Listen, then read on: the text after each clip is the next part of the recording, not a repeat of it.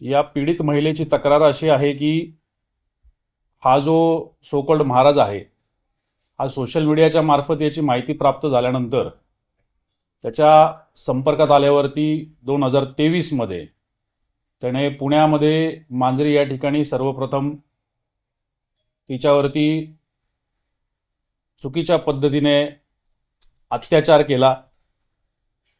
तदनंतर मानसिकदृष्ट्या तिला वेगवेगळ्या पद्धतीने ब्लॅकमेल करून टॉर्चर करून तिच्या तो संपर्कात राहिला।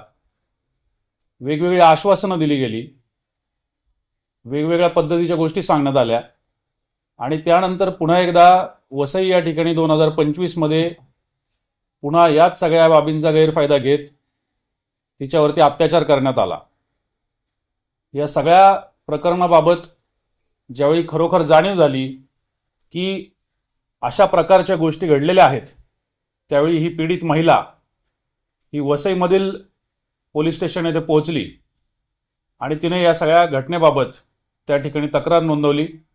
सदर गुन्हा हा 0 नंबरने तिथे दाखल आहे आणि तो पुणे शहर या ठिकाणी ट्रान्सफर करून पुणे शहरच्या हडपसर पोलीस स्टेशनला दाखल करण्यात आलेला आहे। आरोपी ऋषिकेश वैद्य हा तक्रारदाराच्या म्हणण्याप्रमाणे आणि मिळालेल्या आणि प्राप्त झालेल्या माहितीच्या प्रमाणे हा एक स्वयंघोषित महाराज असल्याचं भासवतो आणि त्यानंतर लोकांचा विश्वास संपादन करून त्यांच्याबरोबर अशा प्रकारच्या चुकीच्या गोष्टी करतो।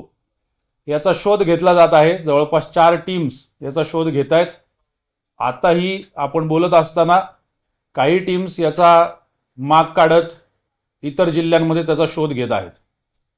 सर, फिर्यादीमध्ये जे म्हटलं गेलं की मी कोणाचा तरी अवतार आहे, तर फिर्यादीने कोणाचा अवतार आहे असं सांगितलं तो महाराज। संबंधित आरोपी ऋषिकेश वैद्य हा या पीडितेच्या म्हणण्याप्रमाणे मी महादेवाचा भक्त आहे आणि त्याचा अंश आहे आणि अशा पद्धतीने माझ्यामध्ये तुम्ही विश्वास ठेवू शकता याबाबत उल्लेख आहे। त्यांनी त्या पद्धतीने या सगळ्या भूलथापा करण्यासाठी अशा पद्धतीने भाविकांच्या भावनांचा वापर केलेला आहे।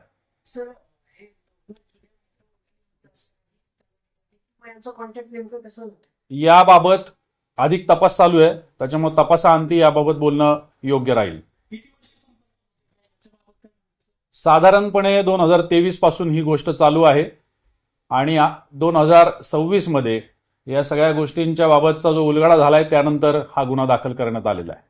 तर अंधश्रद्धेची काही गुन्हे दाखल करणार आहेत का याच्यात? कारण की महादेवाचा अवतार आहे अशा प्रकारे फसवणूक केली। निश्चित कायद्याच्या ज्या काही तरतुदी आहेत त्या सगळ्या तरतुदींचा वापर करून याच्यामध्ये गुन्हा दाखल होईल। किंबहुना याच्यामध्ये गुन्हा दाखल आहे त्याच्यामध्ये या तरतुदींचा सुद्धा समावेश करण्याची बाब ही करण्यात आलेली आहे। ज्या सोशल मीडिया हँडलवर सोपान महाराजांनी सांगितलंय की हा गुन्हा जो आहे तो खोटा दाखल केलाय, त्याला साधारण 15,000 फॉलोअर दिसत आहे। त्यामुळे नागरिकांना तुम्ही आवाहन करणार आहात का की या बाबांनी जर कोणी आणखी फसवणूक केली असेल तर त्यांनी समोर यावं? मी निश्चितच सगळ्या नागरिकांना आवाहन करेल की तुमच्या सगळ्यांची श्रद्धा आहे, भावना आहेत आणि त्याचा गैरवापर करून कोणी जर अशी भोंदूगिरी करत असेल तर तुम्ही तात्काळ पुढे यायचंय।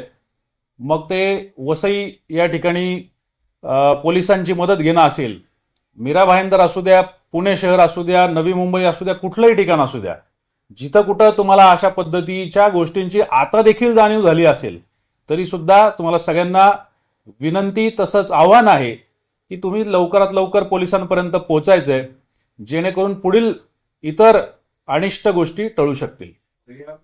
आर्थिक देवाणघेवाण प्राथमिकदृष्ट्या या सगळ्या गोष्टींचा तपास चालू आहे। मला असं वाटतं की अधिक तपास झाल्यानंतर त्याच्यावरती भाष्य करणे योग्य राहील।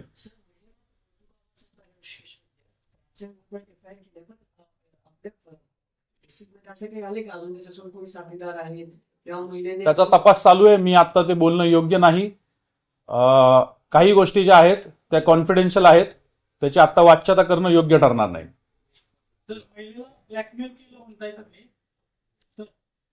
ऐकतोय असं म्हणताय यामध्ये महिलेकडून काय पैसे वगैरे उकळलेले आहेत की फक्त एखाद्या व्यक्तीला ब्लॅकमेल करणं म्हणजे फक्त पैसेच उकळणं असं नसतं, तरी देखील आपल्या सगळ्यांच्या माहितीसाठी याच्यामध्ये इतर काय काय बाबी झालेल्या आहेत याच्याबाबत अधिक तपास चालू आहे आणि त्या तपासाअंती आपल्याला त्याची उत्तरं प्राप्त होतील.